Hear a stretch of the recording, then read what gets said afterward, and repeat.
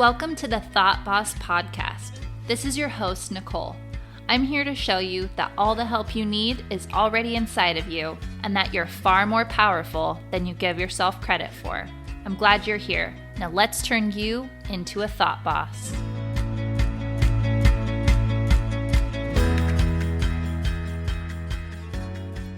I've been sitting in my closet for like 2 hours, afraid of recording this podcast because I am so afraid that people will be upset about it.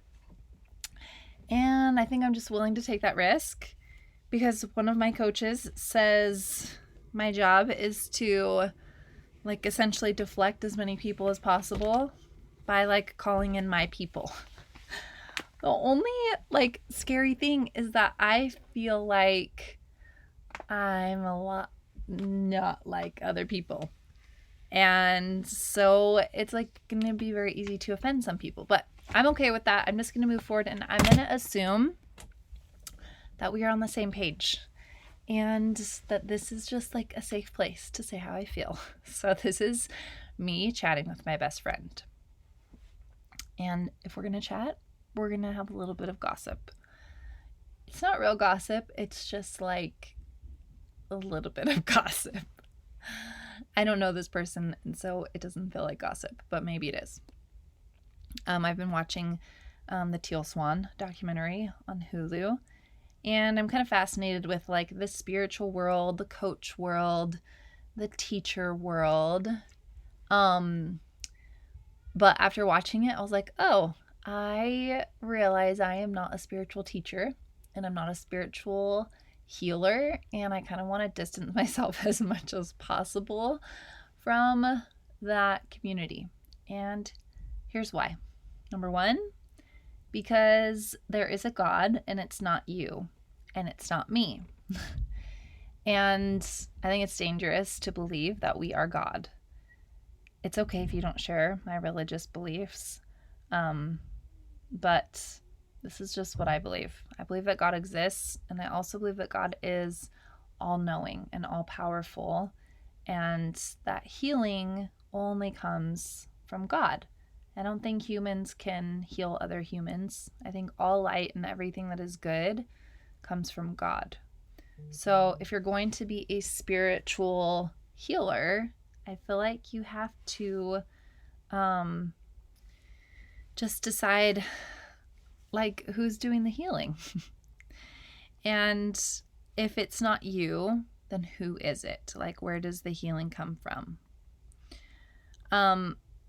One thing I wanted to point out is that if you believe that you are God, that kind of puts a lot of pressure on you to have all the answers. And a lot of times in coaching, I will ask my clients, if you knew the answer, what would it be? And I'll essentially tell them, you probably have the answer. And what I'm really saying by that is not that, your hunch is right or correct, but that it's okay just to trust yourself because it's nearly impossible to know what the right thing is in every single situation.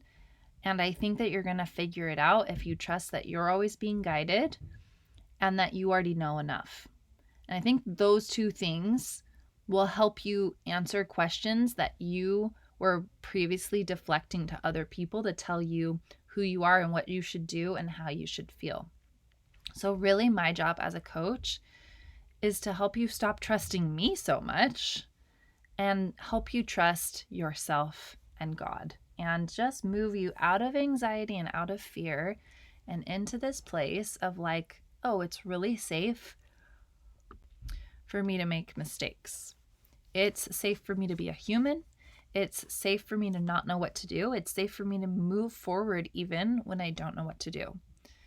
So I think it's just so important to kind of call out the spiritual community because I think there's a lot of really dangerous things in it. And I am probably going to offend some people when I say this, and just know that I love you, but this is me speaking what you would call my truth.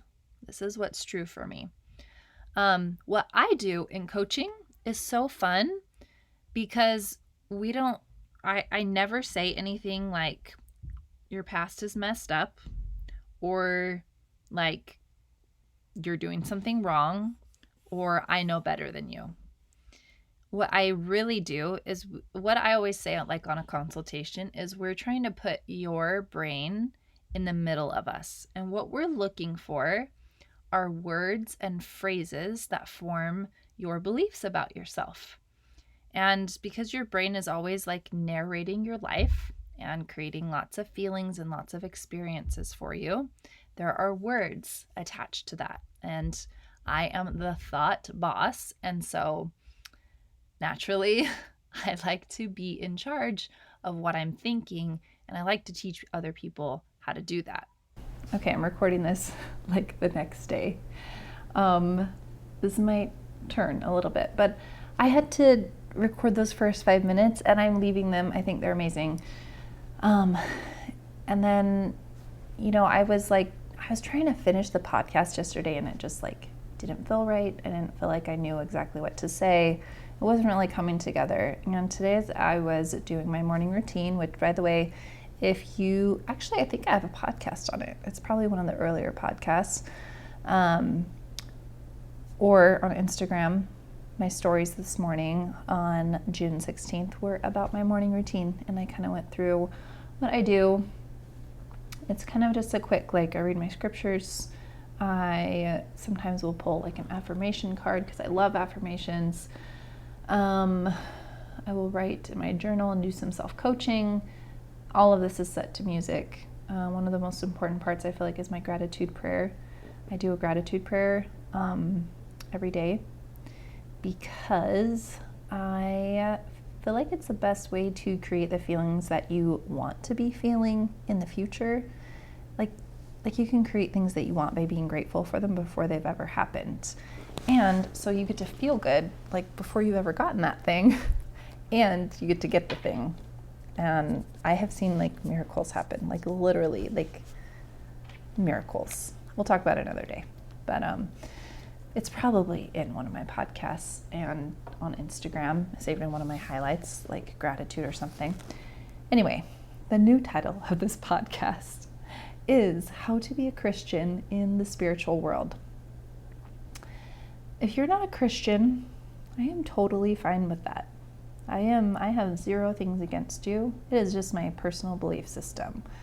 If you're curious about what I believe, I am a member of the Church of Jesus Christ of Latter-day Saints, often referred to as Mormons, but we're really trying to get away from that because it really doesn't describe what we believe, because at the very heart of everything we believe, Jesus Christ is the King and God and just the center of everything. And so if you call us a Mormon, it's just because we have a book of scripture called the Book of Mormon, and inside of it is an account of when Jesus Christ visited other people besides those in Jerusalem after his resurrection. If you're curious about that, or you would like a copy of it, you can get a free copy online at, I think, mormon.org, or maybe it's cometochrist.org now, or just look up Book of Mormon. And I'm pretty sure one of the ads will be like, hey, want a free Book of Mormon? Because obviously we're trying to give them out because people need to hear about something else that Jesus Christ did. Isn't that so cool? Anyway, I have nothing against you if you have different beliefs than me, and I hope that you won't hold it against me if I have different beliefs than you. But I feel like the spiritual community has turned into its own religion with its own doctrines and its own practices. And I think if you're a Christian, occasionally it can be really hard to figure out, is this true? Is this right? Is this something I should be doing? I've never heard of this thing before. When it comes to healing, when it comes to energy, when it comes to affirmations even, or things that can seem ritualistic. Now, I feel like it's not really a problem for me, but if you're stuck figuring out how do I balance what I believe spiritually and what everybody's saying about your spirit and your thoughts and your soul and all this stuff with my beliefs about God. So if you're in that situation, I want to tell you there is tons of hope for you. I'm just going to share what I believe, and I think it's going to be really helpful for you. So what I believe is that God uses science to do things. And I think if you think just about prayer itself, like I'm kneeling next to my bed, and if God is real, but he's not in my room, how is he hearing me pray? How does he know what I'm saying? Like the only answer can be that my prayer is somehow traveling up to him, wherever he might be. I happen to believe it's in a very, very far away place, but I think God has a body because Jesus Christ has a body, right? He was resurrected, and Jesus Christ is also God. So like, why wouldn't his Father, God, have a body? And so he has to be somewhere. He has to physically exist somewhere. I don't think it's on this earth because then we would be able to see him. And not that he doesn't visit this earth, but anyway, we're kind of getting a little off. If you can pray and God can hear you, that means that your thoughts have power. That means your thoughts are an actual energy that's moving and can move instantly. It's not like your thoughts are getting on a train and they have to travel all the way to heaven and it takes like 18 years to get there. Like, no, in the very instant that you're praying it, your energy is vibrating at this level of your prayer. Now, this is why we can't hide things from God. It's because even if we say something out loud, but we're thinking something else on the inside, if we're saying like, I love you, God, but we're really thinking like, I don't know who you are and I'm a little bit afraid of you, what he's going to hear is, you wish that you loved me, because I can hear you saying that, but also you're afraid of me. Like, we can't hide anything from him. And we can't hide anything from ourselves. And the energy that we send out goes into the world and creates something. I believe that God uses energy to create things. I also believe that the power that he gave us to make choices is an actual real power, and it's our greatest power. And I don't think it's so much choices in action or choices in words, but more choices in thoughts, because our thoughts are more powerful than anything. Our thoughts are what create our reality. They are actual literal energy, just like everything around you. And just to explain that really quick, it's just science. This isn't woo-woo, this is science. So everything that is around you is made up of like smaller and smaller pieces, right? And we just kind of like combine small pieces to make something bigger. So what are those small pieces made of? Well, if we go down to the very, very smallest piece of something and put it under like the very strongest microscope, the thing that we find is, like, you remember in physics or biology or whatever, there's a little center. It almost looks like a solar system where there's like a sun in the middle and then there's like rings around the outside and they have like little atoms going around them.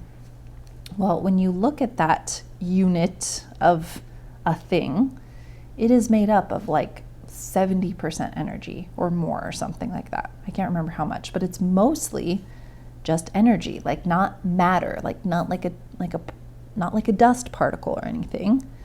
It's like mostly energy and then a little bit of matter. And so everything around you is made up of mostly energy. And energy is always reacting and responding to the energy around it. And the most powerful kind of energy comes from you.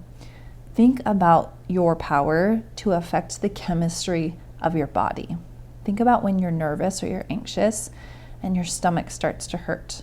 Your stomach, like, you're not imagining that your stomach hurts, right? It's like actually painful. Like, I can even feel it right now. Like, it feels a little bit tight because I'm thinking about something that makes me nervous.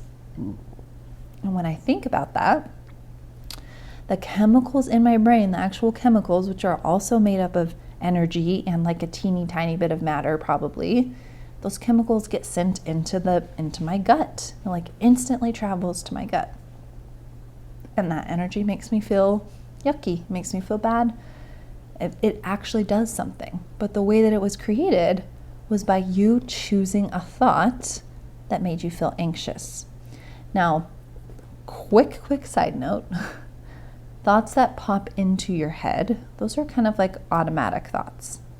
So I like to say, don't blame yourself or judge yourself for the thought that popped into your head, but know that the next thought is the one that you get to choose. So essentially, you get to respond to your brain saying, hey, look at this. Doesn't it seem dangerous? Doesn't it seem scary? And instead of being like, oh my gosh, it's dangerous and it's scary, like your response can just be, it's okay that you feel that way. I don't think that that's true. This is what I think instead. That's actually what I teach people to do, is be very aware of what their brain is trying to tell them, like what their automatic thoughts are, and then how to respond to them so that you don't feel helpless, so that you don't have to continue to feel anxious, so you don't have to continue to push away everything that makes you uncomfortable, but you can sit with it and know that you're powerful and that you can feel anxious and you can feel confident at the same time. So God works with energy, and the power that he has given us, by the way, I believe God is both male and female. Shoot me if you would like to, but I think God is married to a woman. I love you. Keep listening or hang up right now. I love you anyway. Doesn't matter.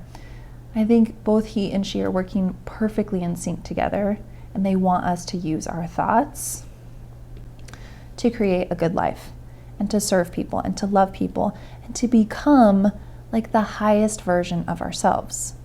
Now, of course, Teal Swan is on my mind because I watched the documentary, and whatever is true or not, it doesn't matter, because what I do know is that she considers herself as like a spiritual healer. And the issue that I take with that is that I'm a human and I can't heal anybody else. It's not actually in my power. Even though I have lots of power and I have like access to like the ability to move energy with my mind, like change the way I feel, change like the energy in the room. Like I am very powerful.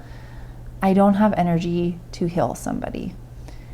I think you can facilitate healing. Like for sure, the things that I teach people help them feel like they can heal and like they want to heal, and help them not re-injure themselves with their thoughts.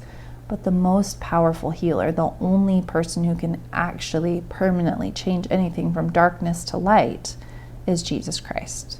That's his role. He's called the Savior for a reason. He's called the Redeemer for a reason. It's okay that he's the only one. It doesn't mean that we can't still do spiritual work here.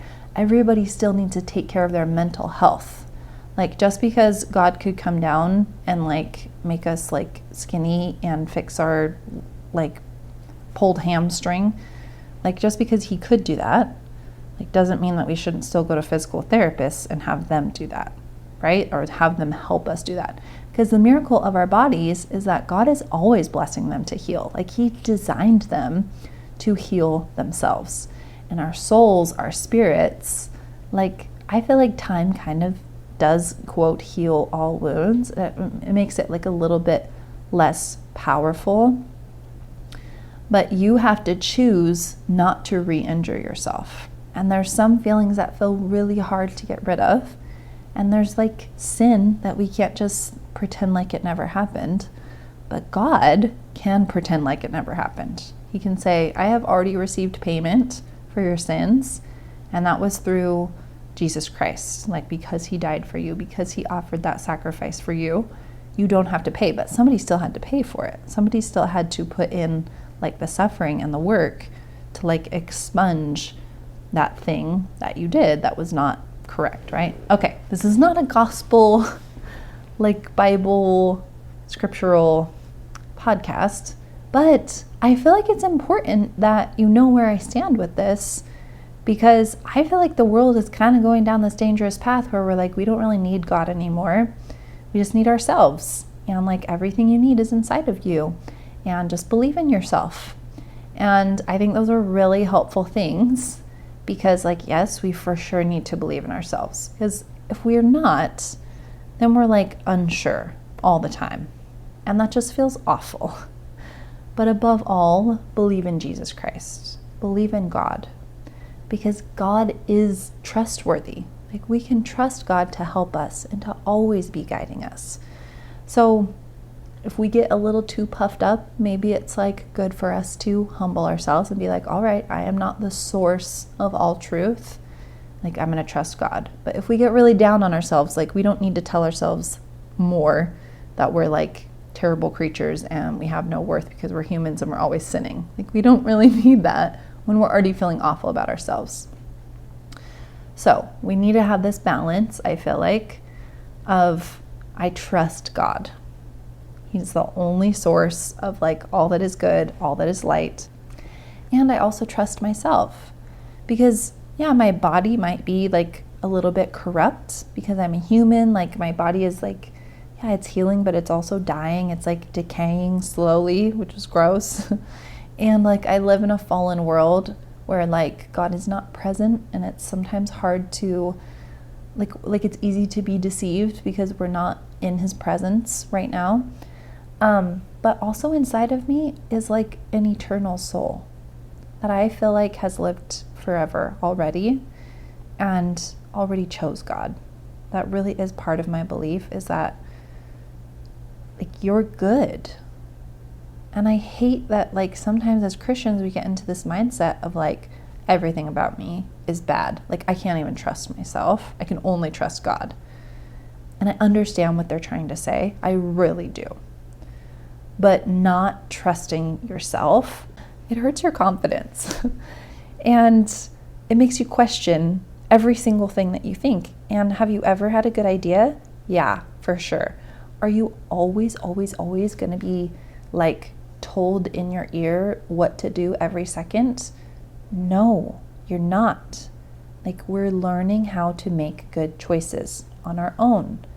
We have to trust that we're being guided, but we can't just discount like our ability to choose what is right and choose what is good. Like, what if you could believe that God is good and you're good? What if you could believe that you need saving and you're also pretty awesome? Like, what if those can exist at the same time? Anyway, I don't know if this is really helping anyone. I just have to set the record straight. And if this totally killed my business, I would be okay with that, because my belief is so strong that like, this is my work, and like, if people are going to leave, they're going to leave, right? And I talk about God to like most of my clients. Well, I guess I bring him up sometimes, but also like, I'm not in the spiritual business. I'm in like the mental health business. I work with your human brain. And I do get into like, what if you trusted your soul? Because your soul like is connected to who you are. And I'm kind of like, all right, like, if we're not listening to your human brain, like, what are we listening to? What if we listened to like the part of you that does know the answer to this question? Or what if we like trusted that you do have good ideas? So I feel like they're connected, but that doesn't mean that I am a spiritual healer or leader or teacher. And I just feel like that's so important for you to know. I'm okay with not being that. I don't want to be everything to everyone. I want you to like go and talk to God when you have problems, because I can't fix them. Like, my job, my actual literal job, is just to be like, hey, I'm going to show you like the script that your brain has written for your life. And its job is to essentially tell you that everything's bad and everything's dangerous because it thinks that that is keeping you alive. You don't want to listen to that part of you for most things. Like when you're starting a business or you're growing a business and your brain's like, this is super dangerous. Everybody's going to look at you and they're going to think things about you and you're not going to survive. Like, that's not coming from God. That's not coming from truth. So let's just examine where it came from. Oh yeah, it's just coming from my body, my brain. It's trying to keep me alive. I love my brain for trying to do that. But like, what else is true? I just help you just get really clear on what's going on in your head. And that's why even when I was like listening to the Teal Swan, and she's like telling people, your parents didn't love you and it's important that you know that. I'm like, why would you tell somebody that? Because that's an opinion. Like, if we looked at the facts, we could also find proof that your parents did love you. So which one is true? there are so many thoughts that we have, like most of the thoughts that we have are not actually based on truth. They're not like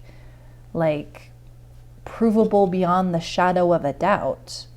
They're pretty much just opinions that our brain has about what's going on. So if your parents yelled at you and like spent like X number of time with you, you could choose to make that mean my parents don't love me. Or you could be like, hey brain, can you go find some evidence that my parents do love me? And then you get to choose the thought that serves you the best. Because there's nothing serving me when I believe my parents didn't love me. That just hurts. I don't need to heal that trauma when like that wasn't ever true. So when I deal with trauma, when I help people heal trauma, I help them realize like, what are all the beliefs that your brain created that have continued to traumatize you because you continued to believe them? My parents didn't love me. I wasn't good enough, or I'm not good enough. Nobody likes me. I don't have any friends. Like all those thoughts are traumatizing, but they're also all optional. Like when we really dig into it, I promise you, we, like me and my client both are like, oh my gosh, yeah, wow, I can't believe I picked that thought. It's totally not true. Or like, it's not provably true. And so like, I could pick a different one if I wanted to. If I didn't want to continue to feel pain, I don't need to go through this like weird ritual, like in the water where I scream and I swear. Like, I just need to be like, I just choose not to believe that optional thought anymore. Like, maybe it's true that they didn't love me and true that they did love me. Like, that's true for me with my kids. Like, there are things that I've done where I'm not being loving, right? Like, if I yell at them or I snap at them or like punish them unfairly or like don't spend time with them because I'm afraid of like missing out on my business or something like that, that wasn't done out of love. That was done out of fear. Like, I'm not going to blame myself for that. I'm just going to chalk it up to like, oh, I'm a human. And then I'm going to remind myself of what I know is really true, which is that I love my kids more than anything. Like, you see how those both feel really true? And we just get to decide, all right, like if I'm a human who can see all these things and interpret it however I want to, wouldn't I want to interpret it like in my favor? Wouldn't I want to stop believing fearful and traumatizing thoughts? I have a choice. I can believe the fearful ones and traumatizing ones. That's totally fine. And I love myself. There's nothing wrong with me for choosing that. But I have the opportunity to choose something else. And if I did choose something else, what kind of person would I be? What kind of things would I be able to create if I believed that I was loved and supported? And I could just instantly believe that, because your brain is this amazing tool that can find proof for anything. All right, I'm already at like 30 minutes. I didn't mean to go on for so long, but it's fine. I love being here with you guys. I hope that this podcast was really helpful, and I hope that you will just be open to the idea that maybe it's okay to be different than like the spiritual community, and it's okay to hold on to your Christian beliefs and your God beliefs and not have to think the popular thing. Because honestly, it feels a little bit hard for me. It feels like everybody is going in this direction of like the new religion of like spirituality and I'm God and I'm all powerful. And I just don't want to go there, and it doesn't have to be a big deal. And like my process still works. Like I think it works even better when we just let God do his job and let me do my job, and just trust like maybe I'm helping him a little bit. He's for sure helping me.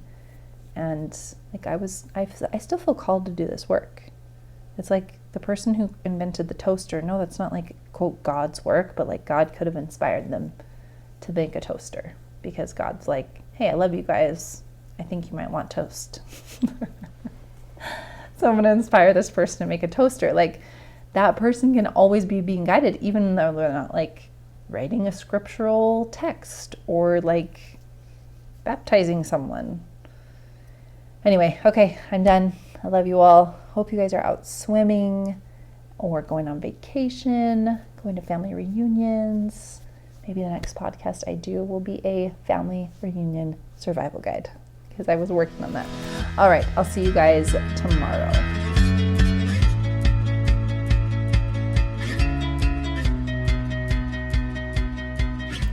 Hey, if you're ready to make your mind a safe and peaceful place to be, I want you to sign up for a free coaching consultation. And together we're going to find out exactly what makes you tick, and we'll heal your relationships with yourself, with God, your business, and other people. Because when you feel good, you can do good. I know that the world is waiting for the special magic that you have to offer. Don't make us wait any longer. Sign up for a one-on-one call with me and become the thought boss of your own life. Go to thoughtbosscoaching.com or find me on Instagram at thoughtbosscoaching.